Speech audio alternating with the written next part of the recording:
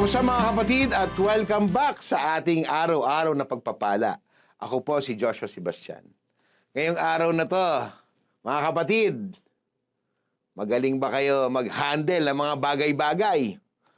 Yung inyong buhay, yung inyong mga kaibigan at pera. Good steward ba kayo? Stewardship of faith ang pag-uusapan natin ngayon. Pangangasiwa at pangangasiwa ng pananampalataya.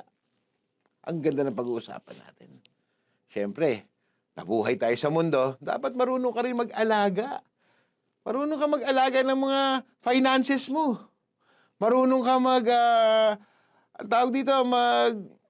mag-ipon. Marunong ka rin gumastos. Siyempre, marunong ka rin maglagay sa bangko. Hindi lahat puro gastos, mga kapatid. Kaya stewardship of faith, karapat-dapat ka bang bigyan ng milyones? Malalaman natin yan, okay? God made us stewards of our body, time, and resources. Tatlo po ang binigay sa atin ng Diyos. Ang ating katawan, siyempre may katawan ka, meron kang oras. Meron kang oras, kumikita ka. Meron kang money. Ibaba natin ulit ito. Body, from revealing the nature of the character of God. According to 1 Corinthians 6:20, you were bought at a price. Therefore, honor God with your bodies. Ang ibig sabihin po nun, binigyan ka ng katawan ng Panginoon, pumayag siyang mabuhay ka dito sa mundo. Kumpleto ka or hindi, body pa rin ang tawag dyan. Kaya po, kung anong ginagawa na sa katawan natin, kung binubutas natin, nilalagyan natin kung ano-ano, hindi natin inaalagaan, huwag niyo akong i-judge. Ang ibig sabihin po niyan, kailangan binigyan tayo ng Diyos ng pagkakataong mabuhay dito sa mundo. Be a good steward of your body. Number 2, binigyan tayo ng Panginoon ng time. May katawan ka, may oras ka. Kasi buhay ka pa. Time, redeeming the time. According to Ephesians 5, verse 15 to 20. Be very careful then how you live. Ulitin ko yun. Be very careful then how you live. And as unwise, not as unwise, but wise, making the most of every opportunity because the days are evil. Therefore, do not be foolish, but understanding what the Lord's will is, do not get drunk on wine, which leads to debauchery. Instead, be filled with the Spirit, speaking to one another with psalms and hymns and songs from the Spirit. Sing and make music from your hearts to the Lord, always giving thanks, God the Father, for everything in the name of our Lord Jesus Christ. Kita nyo na? Dapat ganyan yung gamitin yung oras nyo. Gagamitin yung oras nyo, uunahin nyo si Lord. Yung pumayag na nandito ka ngayon sa mundong ito. Yang katawan mo, binigay na Panginoon, may kasamang time yan. Kung wala ng time, edi, time's out. Gusto niyo ba yan? Sarap-sarap ng buhay, mga kapatid. Siyempre, may mga problema, may mga ganito, may ganyan, meron si kaliwa, si kanan. Wala na tayong magagawa doon.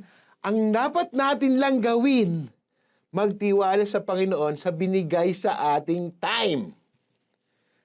Ngayon, ang Panginoon binigyan tayo ng body at time. Siyempre, meron niyang bonus, ang resources. Money or resources, according to Matthew 6:21. For where your treasure is, there your heart will be also. Ang ibig sabihin po, hawakan yung puso nyo. Tumitibok pa na mabilis yan? Sana, no, kung gaano kabilis tumibok ang puso, gaano ka sana kumita, no? Pwede po mangyari yun. Dahil po, nagtatrabaho tayo sa araw-araw, Nag-aaral ka sa araw-araw para makapagtrabaho ka. Yan po ang kikitain mo sa balang araw. Pero saan po galing yun? Kumita ka nga ng malaki. Ikaw ang gumawa nito. Ikaw ang gumawa niyan. Ang dami-dami mo ng pera. O kaya wala. Pero ang dami-dami mo ng pera. Saan ang galing yung perang yun?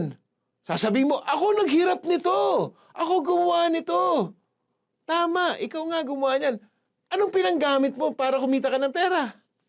Eh di yung binigay ng Diyos na body at time. Kita niyo na po. Wala tayong takas sa Panginoon.